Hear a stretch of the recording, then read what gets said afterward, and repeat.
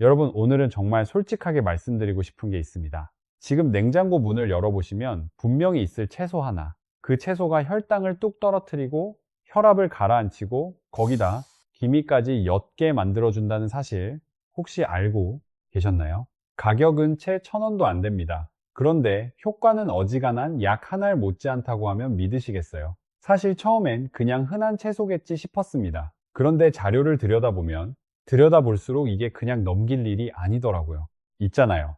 우리 세대는 평생 자식 키우고 일하느라 정작 내 몸은 뒷전으로 미뤄온 분들이 많으십니다. 가난했던 시절 밥 한 그릇으로 버텨오셨고 이제 좀 편해지셨다 싶으면 자식들 걱정, 손주들 걱정이 또 앞섭니다. 그런데 정작 본인 건강은요, 손주 손잡고 놀이터 한 바퀴 도는 것도 예전 같지 않고 자식들한테 짐이 되긴 싫은데 몸이 예전 같지 않다는 걸 느끼실 때 솔직히 마음이 무거우시죠? 이 영상 끝까지 보시면 그 무게를 조금은 내려놓으실 수 있을 겁니다. 오늘 5가지를 말씀드리겠습니다. 이 채소가 왜 여름철 자연 보약인지, 언제 드셔야 효과가 가장 큰지, 효과가 2배가 되는 조합법은 무엇인지, 절대 같이 드시면 안 되는 음식은 무엇인지, 그리고 주의하셔야 할 분들은 누구신지까지요.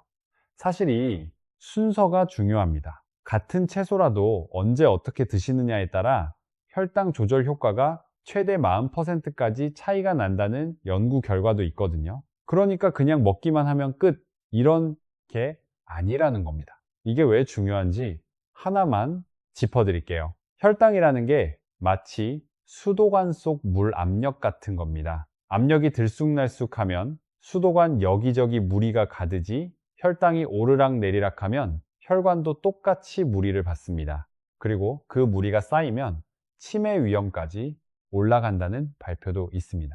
이 말씀은 뒤에서 좀 더 자세히 드릴게요. 지금은 일단 끝까지 보시면 분명히 이런 말이 나올 거라는 것만 말씀드릴게요. 아, 이걸 왜 이제야 알았지. 자, 시작하기 전에 하나만 부탁드릴게요.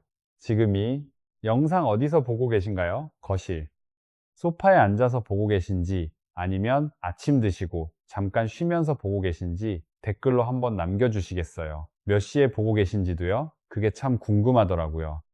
이 채소가 왜 여름철 자연 보약인지 4가지로 설명드릴게요. 첫 번째는 수분과 붓기입니다. 사실 나이가 들면 갈증을 느끼는 감각 자체가 둔해집니다. 뇌에서 목마르다는 신호를 보내는 기능이 약해지는 거예요.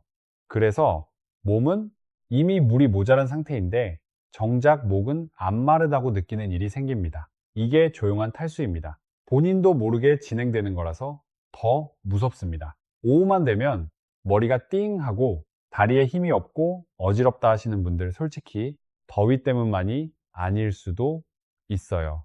이 채소는 95% 이상이 물입니다. 한 개만 드셔도 물 한 컵 마신 효과가 난다고 보시면 됩니다. 그런데 그냥 맹물이 아니에요. 칼륨, 마그네슘, 비타민C가 같이 들어있어서 흡수가 훨씬 빠릅니다. 천연 이온 음료라고 생각하시면 딱 맞습니다. 그리고 칼륨이 붓기를 빼줍니다. 아침에 손가락이 뻣뻣하고 오후 되면 신발이 꽉 낀다 하시는 분 계시죠? 그건 나트륨이 몸속에 물을 붙잡고 안 놔주는 겁니다. 칼륨이 들어오면 나트륨을 소변으로 밀어내고 그 물도 같이 빠져나갑니다. 약 하나를 안 드시고도 붓기가 가라앉는 거죠. 두 번째는 혈당입니다. 이 채소는 혈당 지수가 15에서 24밖에 안 됩니다. 흰쌀밥이 70에서 80인 거에 비하면 거의 안 오른다고 봐도 됩니다. 그런데 더 재밌는 게 있어요. 여기엔 쿠쿠르비타신C라는 성분이 있는데 이게 인슐린 저항성을 낮춰줍니다. 쉽게 말씀드리면 인슐린은 열쇠고 세포는 자물쇠예요. 열쇠가 자물쇠를 제대로 열어야 혈당이 에너지로 쓰이는데 자물쇠가 녹슬어 버리면 열쇠가 들어가도 문이 안 열립니다. 그러면 혈당이 갈 곳을 못 찾고 피 속에 그냥 쌓이는 거예요. 이게 당뇨로 가는 길입니다. 쿠쿠르비타신C가 그 녹슨 자물쇠를 닦아주는 역할을 한다고 보시면 됩니다. 세 번째는 피부입니다. 요즘 거울 보면 기미가 좀 더 짙어진 것 같다, 그런 느낌 드시나요? 나이 때문이라고만 생각하셨을 텐데 꼭 그렇지만은 않습니다. 자외선이 피부에 닿으면 활성산소라는 게 생기는데 이게 콜라겐을 갉아먹고 멜라닌을 과하게 만들어냅니다.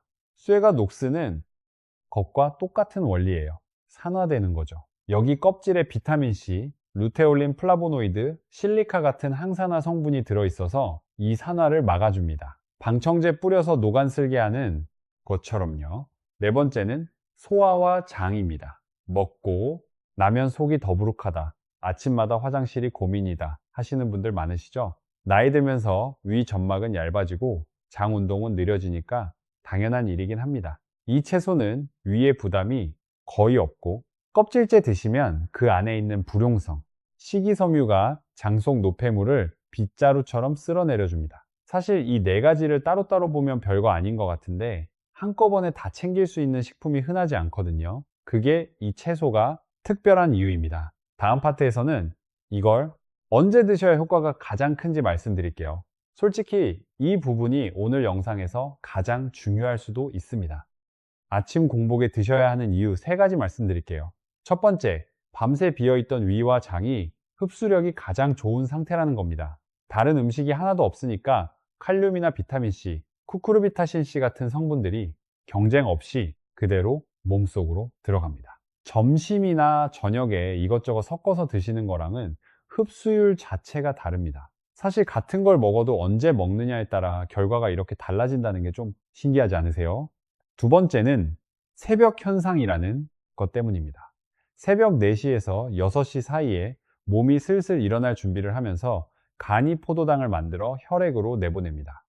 일종의 공장이 새벽부터 미리 가동을 시작하는 거예요. 그래서 아무것도 안 먹었는데도 아침 혈당이 높게 나오는 분들이 있습니다. 본인은 전혀 안 드셨다고 억울해 하시는데 사실 몸 안에서 이미 일이 벌어진 거죠. 이때 이 채소를 드시면 쿠쿠르비타신C가 간에서 포도당 만드는 걸 억제해 줍니다. 공장이 너무 무리해서 일하지 않도록 살짝 속도를 늦춰주는 셈입니다. 번째는 그날 하루 전체의 흐름을 잡아준다는 겁니다. 아침 혈당이 안정적으로 시작되면 점심도 저녁도 대체로 무난하게 흘러갑니다. 반대로 아침부터 혈당이 출렁이면 그 여파가 하루 종일 가요. 오후 되면 유난히 단계 당기고 졸리고 기운이 쭉 빠지는 분들 많으시죠? 그게 사실 아침의 영향일 가능성이 큽니다. 수도관으로 치면 아침에 압력을 한번 고르게 잡아주면 하루 종일 물이 안정적으로 흐르는 것과 비슷합니다.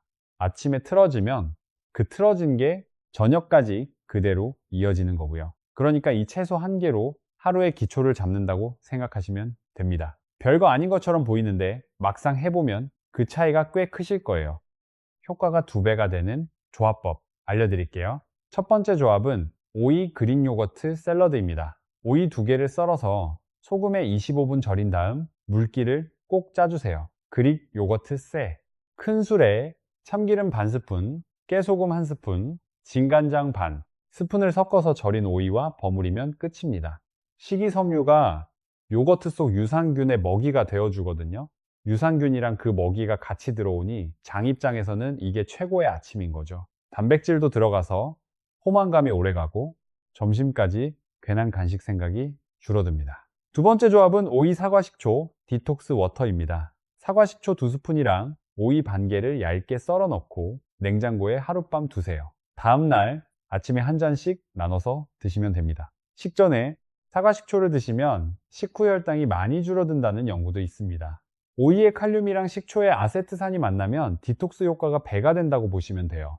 다만 위가 약하신 분들은 꼭 희석해서 조금씩 드세요.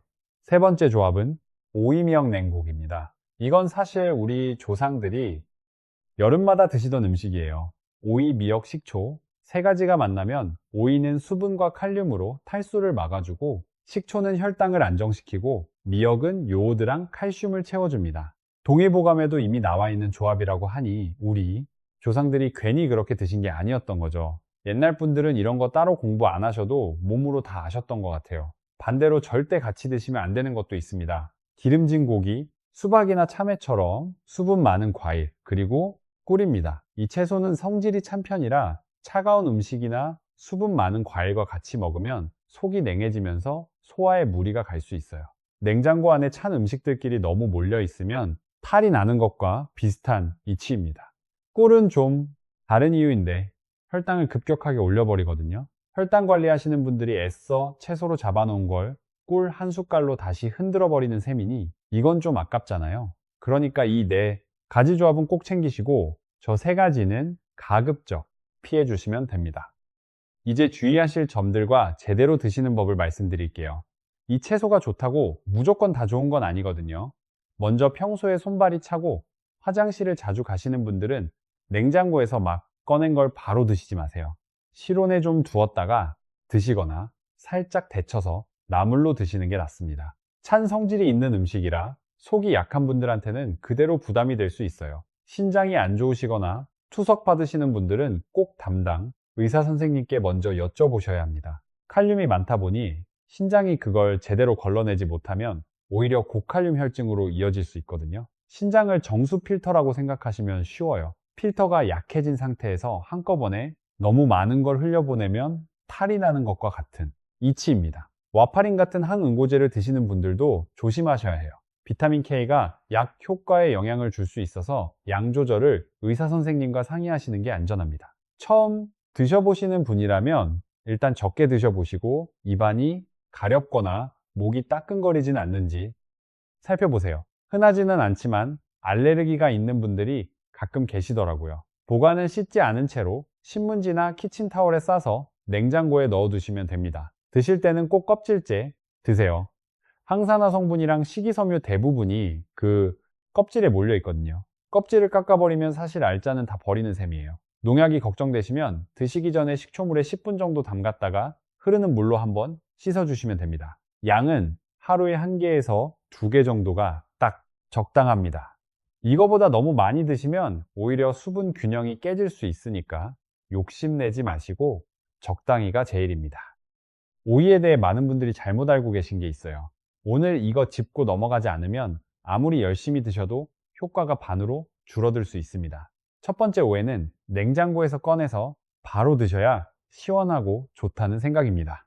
여름이니까 차가운 게 맛있긴 한데 공복에 막 꺼낸 찬 걸 바로 드시면 위장 입장에서는 갑자기 찬물 세례를 맞는 셈이에요. 위 점막이 순간적으로 수축하고 혈관도 잠깐 좁아집니다. 소화 기능이 약하신 분이나 혈압약 드시는 분이라면 더 조심하셔야 하고요. 그냥 실온에 10분에서 15분 정도 꺼내 두셨다가 드시면 됩니다. 별거 아닌 차이 같죠? 그런데 이게 위장한테는 꽤 큰 차이예요. 두 번째 오해는 오이팩이 먹는 것보다 피부에 더 좋다는 생각입니다. 오이 얇게 썰어서 얼굴에 올려두면 시원하고 좋다는 느낌은 분명히 들어요.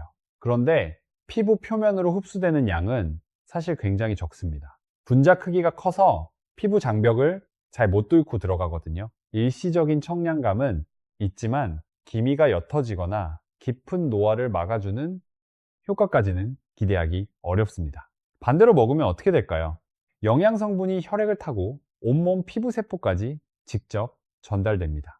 결국 피부는 표면 문제가 아니라 혈액이 맑아야 따라서 좋아지는 거예요. 둘 다 하시면 제일 좋겠지만 하나만 고르라면 드시는 쪽이 훨씬 낫습니다. 세 번째 오해는 오이가 다이어트 식품이라 기력 없는 분들은 피해야 한다는 생각입니다. 칼로리가 낮으니까 몸을 차게 만들 거라고 생각하시는 분들이 있더라고요. 그런데 이건 좀 억울한 오해예요. 오이는 수분이랑 전해질을 채워줘서 오히려 기력을 회복시켜주는 쪽에 가깝습니다. 다만 찬 성질이 있는 건 맞으니까 위장이 냉하신 분들은 살짝 데쳐서 드시면 됩니다. 칼로리가 낮은 것과 몸에 안 좋은 것은 전혀 다른 이야기라는 거 꼭 기억해 두세요. 효과를 몇 배로 키워주는 생활 습관 세 가지랑 마무리 말씀드릴게요. 첫 번째는 식사 순서입니다. 채소 먼저, 단백질, 다음 탄수화물. 마지막 이 순서만 바꿔도 식이섬유가 위장에 먼저 깔리면서 뒤에 들어오는 탄수화물 흡수 속도를 늦춰줍니다. 채소 먼저 드신 분들 식후 혈당이 평균 25%나 낮았다는 연구도 있어요. 약도 아니고 운동도 아니고 그냥 먹는 순서 하나 바꾼 건데 이 정도라니 솔직히 좀 놀랍죠. 두 번째는 식후 10분에서 15분 가볍게 걷기입니다. 밥 먹고 바로 누우면 살이 찐다는 말 다들 들어보셨을 텐데 사실입니다. 그렇다고 격하게 움직이라는 건 아니고 그냥 집안에서 왔다 갔다 하시거나 베란다 한 바퀴 도시는 정도면 충분해요. 이게 혈당을 꽤 많이 낮춰준다고 합니다. 세 번째는 자기 전 스트레칭입니다. 누워서 발목 돌리고 무릎을 가슴 쪽으로 당기는 정도만 해도 수면 중에 림프 순환이 좋아지면서 밤새 쌓인 피로 물질이 더 잘 빠져나갑니다. 그러면 다음날 아침 오이를 드셨을 때 효과도 더 빨리 느끼시게 될 거예요. 오늘부터 바로 해보실 수 있는 아침 루틴 정리해 드릴게요. 일어나시면 미지근한 물 한 잔 먼저 드세요. 밤새 굳어있던 위장을 깨워주는 거예요. 그동안 오이는 식초물에 담가 두시고 그 사이에 간단히 스트레칭 한번 하시고 씻어서 껍질째 드시면 됩니다. 그릭 요거트 있으시면 같이 버무려 드셔도 좋고요. 이게 전부입니다. 특별한 장비도 비싼 재료도 필요 없어요. 오이 1개랑 5분 정도의 시간만 있으면 됩니다. 영양 성분도 한 번 더 짚어드릴게요. 이 작은 채소 안에 뼈 건강에 중요한 비타민 K가 하루 권장량의 16%나 들어있고 칼륨 147mg, 마그네슘 13mg, 비타민C까지 들어있습니다. 칼로리는 100g당 겨우 16칼로리예요. 그리고 C 부분 일부러 빼고 드시는 분들 계신데 사실 쿠쿠르비타신이 제일 많이 몰려있는 게 그 C 부분입니다. 앞으로는 C까지 통째로 드세요. 우리 세대는 어려운 시절 다 견뎌내신 분들이에요.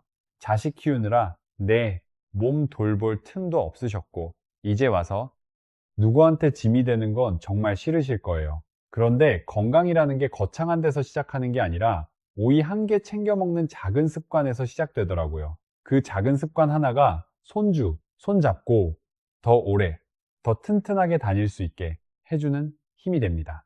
구독자분들 이야기 잠깐 들려드릴게요. 경기도에 사시는 한 구독자분은 혈당 때문에 약을 드시다가 위장이 너무 불편해지셨다고 해요. 그런데 아침 공복에 오이를 드시는 걸 알게 되시고 한 달 동안 매일 드셨더니 공복 혈당이 떨어지고 속도 훨씬 편해지셨다고 하셨습니다. 부산에 사시는 다른 구독자분은 여름마다 다리가 퉁퉁 붓는 게 고민이셨는데 오이미 영냉국을 매일 드신 뒤로 2주 만에 발이 눈에 띄게 가벼워졌다고 하셨고요. 병원 가셨더니 혈압도 같이 떨어져 있었다고 합니다. 이분들 보면 공통점이 있어요. 복잡한 방법도 비싼 영양제도 아니었습니다. 그냥 매일 아침 오이 1개였어요. 오늘 영상 도움이 되셨다면 좋아요랑 구독 부탁드리고 건강 걱정되는 가족분들께도 꼭 공유해 주세요. 그리고 댓글에 오이 드시고 어떤 변화가 있으셨는지 꼭 남겨주세요. 그 이야기들이 다음 영상에도 큰 도움이 됩니다.